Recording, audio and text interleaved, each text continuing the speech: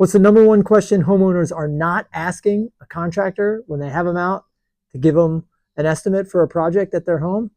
Do you have a well-planned and documented process for getting me from my first call to into warranty?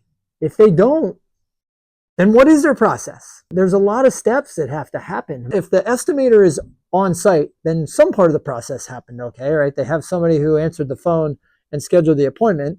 I would think about how well that process went.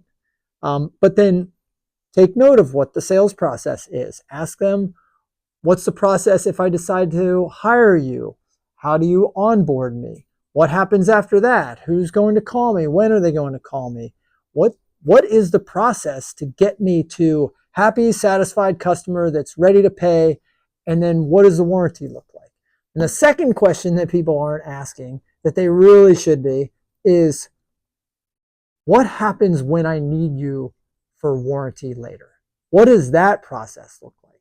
Every contractor needs to have a plan, have it documented, and be able to show you, some sort of schematic, a list, some sort of SOP for getting you from, initial inquiry to happy customer who's left an awesome review.